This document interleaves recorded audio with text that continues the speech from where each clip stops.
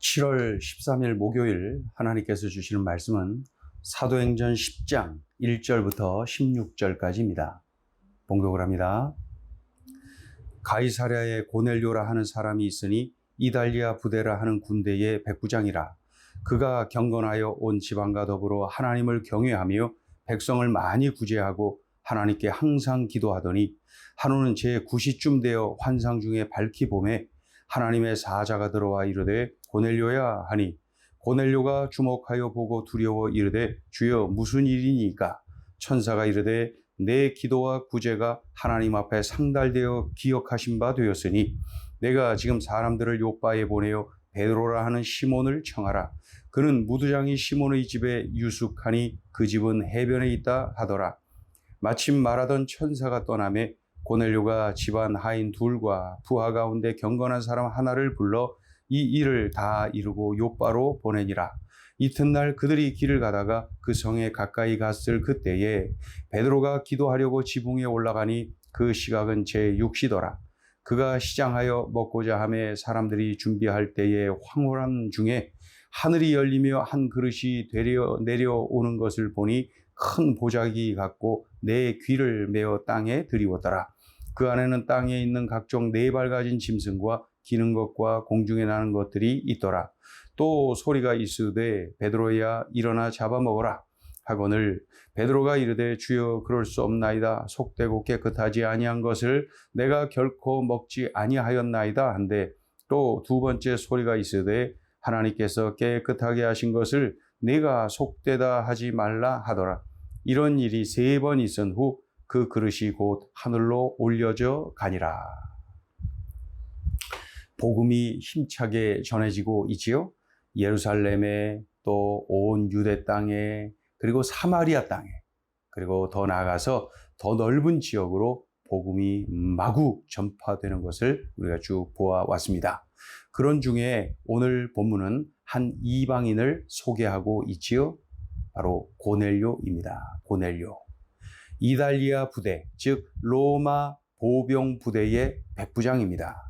그런데 이 이방인 백부장 고넬료가 어떤 사람인지를 아주 상세하게 기록을 하고 있습니다. 2절을 보시면은 그가 경건하여 온 지방과 더불어 하나님을 경외하며 백성을 많이 구제하고 하나님께 항상 기도하더니, 그러니까 이 이방인 백부장 고넬료를 어떻게 소개합니까? 경건한 사람, 그리고 온 집안과 함께 하나님을 경외하는 사람, 더 나아가서 백성을 많이 구제하는 사람. 그저 백성을 구제했다 이렇게 안 하고 많이 구제했다. 또 하나님께 기도했다 이렇게 안 하고 하나님께 항상 기도했다라고 기록하고 있습니다. 그러니까 백부장 고넬료가 정말로 하나님과 사람들 앞에서 어떻게 사는 사람이었는지를 알 수가 있지요. 예. 우리가 본받아야 될 사람이 분명합니다. 점령군 장교가 어떻게 이렇게 하나님을 잘 믿을 수가 있을까요? 어떻게 이렇게 지배를 받고 있는 땅의 백성들을 어떻게 이렇게 사랑하며 구제하며 섬길 수가 있을까요? 점령군 장교가 어떻게 이렇게 살 수가 있을까요? 네. 바로 그러한 고넬료를 하나님이 쓰십니다. 하나님의 그 위대한 도구로 하나님께서 쓰시는 거죠. 바로 그 이방인 고넬료가 신비 체험을 하게 됩니다. 신비 체험. 환상을 봅니다. 그리고 천사를 통한 하나님의 음성을 듣습니다. 예. 3절을 보시면은 하루는 제9시쯤 되어 환상 중에 밝히 봄에 하나님의 사자가 들어와 이르되 고넬료야. 그러니까 그 환상을 봤다는 거죠. 그런데 환상 중에 천사를 통해서 하나님의 음성을 듣습니다. 4절을 보니까 고넬료가 주목하여 보고 두려워 이르되 주여 무슨 일이니까? 천사가 이르되 내 기도와 구제가 하나님 앞에 상달되어 기억하신 바가 되었으니 너의 기도, 너의 구제가 그 하나님께서 다 보셨다. 하나님이 기억하신다. 칭찬하죠. 그리고 나서 5절에 보면은 네가 이제 사명을 주는 거야. 네가 지금 사람들을 요바에 보내어 베드로라 하는 시몬을 청하라. 6절 그는 무두장이 시몬의 집에 유숙하니 그 집은 해변에 있다 하더라. 무두장이 시몬, 피장이 또는 그 짐승의 가죽으로 뭔가를 만드는 그러한 일이죠. 무두장이, 피장이 그 피혁 제품을 만드는 사람입니다. 그 사람이 그 요빠 항구에 바로 살고 있는 시몬이라고 하는 사람인데, 어떻게 베드로가 그 집에 그렇게 유하고 있었나 봅니다. 그런데 지금 그곳에 사람을 보내서 베드로 사도를 청하라, 자기 집으로 모셔오라는 거예요. 그래서 하나님 앞에 예배드리고 하나님의 음성을 듣고, 한마디로 이 당시에 유대인이 이방인의 집에 들어가는 것은 금지되어 있었어요. 왜 그래요? 이방인이 부정하다고 여겨져서 그래요. 부정한 이방인의 집에 들어가면은 그 사회에서 매장당합니다. 그런데 베드로 사도 보고 그렇게 이방인의 집에 들어가서 말씀을 전하라고 지금 하나님께서 길을 여시는 거죠. 그래서 이제 이 이방인 백부장 고넬료가 하나님의 음성을 듣고 순종을 합니다. 7절, 8절 읽어보죠. 마침 말하던 천사가 떠나매 고넬료가 집안 하인 둘과 부하 가운데 경건한 사람 하나를 불러 이 일을 다 이루고 요빠로 보내니라. 왜요? 베드로 사도를 청하려고, 자기 집으로 모시려고. 그래서 자기 집에 들어와서 하나님의 말씀을 전하도록 그렇게 하라는 거죠. 그대로 순종을 합니다. 이렇게 이 엄청난 일이, 신비로운 일이 진행되는 중에 이 요빠 항구 무두장이 시몬의 집에 있는 베드로 역시 같은 시각에 그 환상을 봅니다. 환상. 신비 체험을 하는 거죠. 하나님께서 양쪽에 다른 지역에 있는 이방인 백부장 고넬료에게, 대표적인 유대인 사도 베드로에게 환상을 또 보도록 만들어 주신 거죠. 9절부터 16절까지가 베드로가 그날 본 환상의 내용들입니다. 자, 환상의 그 내용, 그 정리를 해보면 이렇습니다. 11절을 보면은 하늘에서 큰 그릇이 내려옵니다. 그것을 이제 베드로가 보는 거죠.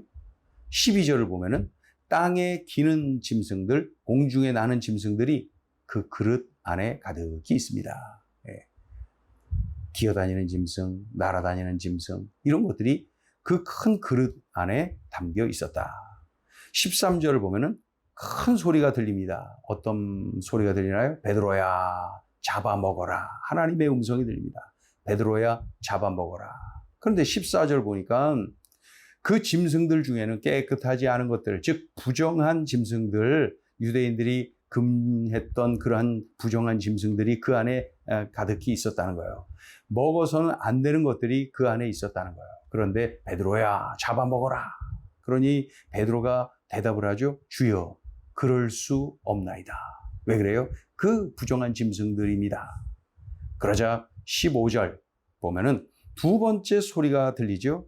하나님께서 깨끗하게 하신 것을 네가 속되다 하지 말아라. 그러자 16절, 이런 일이 3번 있은 후 그 그릇이 하늘로 다시 올려졌다. 이게 이제 그 베드로 사도가 본 환상의 내용입니다. 우리가 내일 정확하게 알 수가 있고 설명을 볼 수가 있는데, 이 환상의 내용이 뭐겠습니까? 유대인들이 부정하다고 여기는 이방인에게도 성령이 임하신다. 그런 뜻이에요. 유대인이 부정하다고 여기는 이방인에게도 하나님께서 은혜를 베풀어 주신다. 그러니까 이방인에게도 차별 없이 성령이 임하고 이방인에게도 차별 없이 하나님의 은혜가 임하는 것이다. 그러니 이방인에게도 복음을 전하라. 그런 뜻입니다.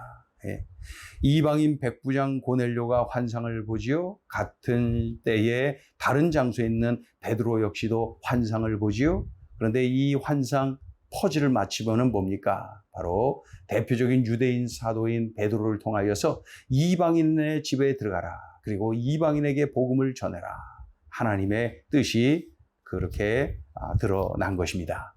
이것을 이제 순종하고 일이 진행되면서 예루살렘과 온 유대와 사마리아와 그리고 땅끝까지 힘차게, 이방인들에게 힘차게 복음이 전해지는 그러한 계기가 되는 그러한 놀라운 사건이 바로 이러한 베드로를 통하여, 고넬료를 통하여 진행된 환상의 내용들입니다.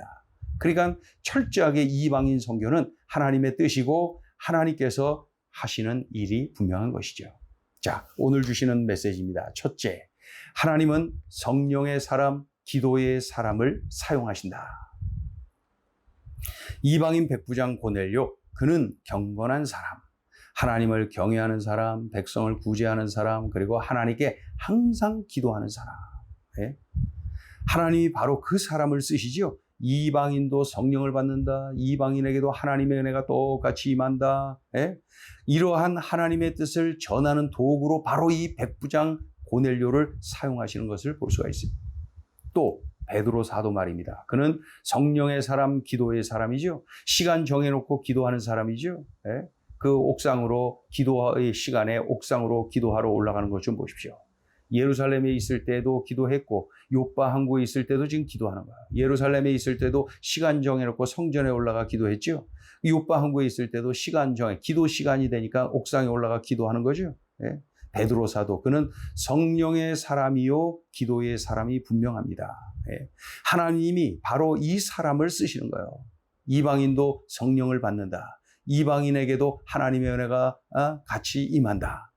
이러한 사실을 유대인들에게 전하고 이방인 선교에 힘쓰라고 하는 것, 그 하나님의 뜻을 실행해 가는데 도구로 바로 이 베드로 사도를 쓰시는 거죠. 예. 초대교회의 영적 지도자 야고보 장로님이 생각나죠? 예수님의 제자 야고보 말고 예수님의 친동생 야고보 그 장로님 말입니다. 하나님이 그를 쓰시는데 초대교회 기둥과 같은 영적 지도자로 들어서 쓰시는 것을 볼 수 있어요. 그런데 우리가 명심해야 됩니다. 이 야고보 장로님이, 이 야고보서를 쓴 야고보 장로님이 초대교회 지도자로 쓰임받을 수 있었던 것은 예수님의 친동생이기 때문에 쓰임받은 것이 아닙니다.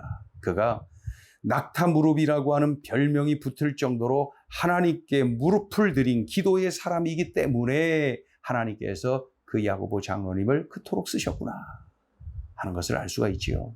오늘 이방인인 그 고넬료, 그런데 그가 기도의 사람, 성령의 사람이었기 때문에 하나님께서 그를 들어 쓰시는 거예요. 예. 대표적인 유대인 사도라 할지라도 성령의 사람, 기도의 사람이 아니라면 하나님이 쓰실 수가 없는데 베드로 사도를 바로 그러한 인물이기에 사용하시는 것을 볼 수가 있지요. 분명합니다. 하나님은 성령의 사람, 기도의 사람을 쓰시는구나. 그래서 우리의 기도 제목입니다. 내가 성령으로 충만하고 내가 늘 항상 기도에 힘쓰는 이 고넬료처럼 하나님께 항상 기도하는 그 영적 호흡이 끊어지지 아니하는 그러한 우리들의 삶이 되어야 되겠죠. 그래서 우리의 짧은 생애, 우리의 남은 생에 하나님 손에 붙잡혀 쓰임받는 인생을 살아야지요. 우리 기억해야 되겠습니다. 하나님은 성령의 사람, 기도의 사람을 쓰신다. 자, 둘째 주시는 메시지입니다. 즉각 순종은 축복의 통로입니다. 오늘 본문의 핵심 내용이 뭘까요? 고넬료 또 이 베드로 사도의 신비 체험일까요? 이 고넬료, 이방인 고넬료와 유대인 베드로의 신비 체험일까요? 그게 오늘 본문의 하이라이트일까요? 아닙니다. 그 신비 체험보다 더 중요한 것을 우린 놓쳐서는 안 돼요. 그게 뭐예요? 고넬료와 베드로의 즉각 순종입니다. 고넬료야 즉각 순종, 베드로야 즉각 순종. 신비 체험을 백날해도 순종이 없다면은 오히려 그 체험 때문에 하나님의 징계를 받을 수 있어요. 순종이 없다면. 오늘 본문의 핵심 내용, 오늘 본문의 하이라이트가 바로 그거예요. 베드로와 고넬료의 즉각 순종. 예. 그들의 즉각 순종을 통하여서 이방인을 통한 땅끝까지 확산되는 복음 전파, 그러한 역사가 진행된 것이죠. 순종을 통해서 말이에요. 사람을 보내서 요바에 있는 베드로 사도를 너의 집으로 청하라. 예. 이방인의 집에 들어가도록 하시는 겁니다. 그러자 순종하여 사람을 보내죠. 베드로를 청하죠. 예. 그의 그 즉각 순종을 통하여서 하나님의 뜻이 진행되는 그런 모습을 봅니다. 또 유대인들이 부정하게 여기는 짐승을 베드로야 잡아먹어라. 이런 환상을 통하여서 야, 이방인에게도 성령이 임한다. 이방인에게도 하나님의 은혜가 임한다. 예. 이러한 사실을, 이러한 하나님의 뜻을 전하는 도구로 바로 이 베드로 사도를 쓰시는 거죠. 이때 베드로 사도가 순종하지 않았더라면, 쓰임받을 수 없었더라면 어떻게 되었을까요? 하나님의 뜻이 온전하게 진행이 되지 않았겠지요. 예. 그래서 성령이 그들에게 임하심을 이 베드로 사도가 직접 그 현장에서 이제 앞으로 체험하게 되지요. 예. 그로 인하여서 폭발적으로 복음이 땅 끝까지 전파되어 가는 일에 아름다운 도구들로 쓰임 받습니다. 그래서 즉각 순종은 축복의 통로로구나. 하나님의 일에 쓰임 받으니 축복의 통로가 분명하고, 또 그러한 일을 통하여서 내가 믿음이 더 좋아지고 하나님의 뜻대로 살아가니 더 기쁘고, 즉각 순종은 축복이 분명합니다.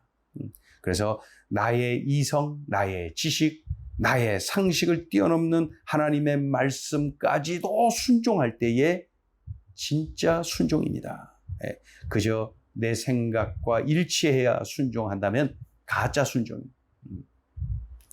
우리는 하나님의 뜻이, 하나님의 말씀이 나의 상식, 이성, 지식을 차원과 다르게 말이죠. 완전히 그 차원 다르게 벗어난다 할지라도 하나님이 하신 말씀이라는 이유 하나로 순종하는 것, 거기까지가 순종입니다.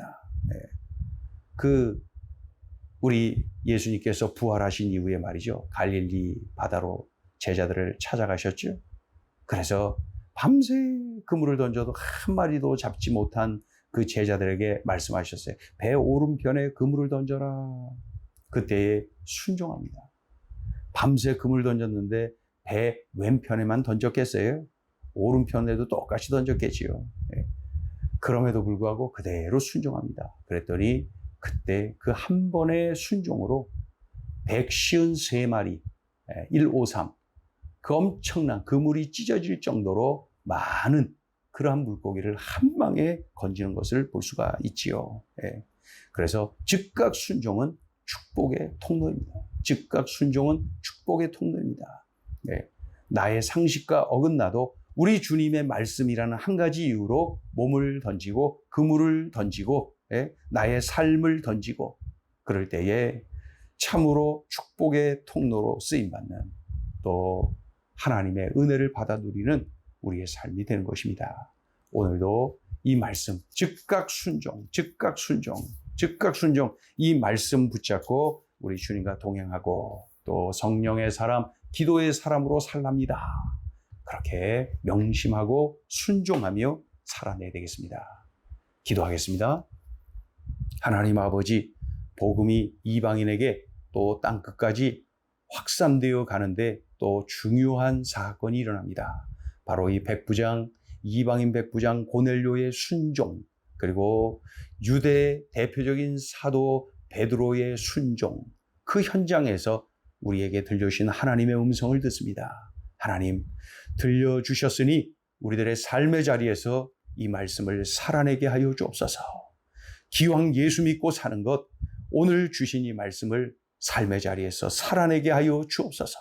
그저 알매 그치지 말고 삶으로 이어지는, 알을 뛰어넘어 삶을 살아내는 우리의 삶이 되게 하여 주옵소서. 예수님의 이름으로 기도 올리옵나이다. 아멘.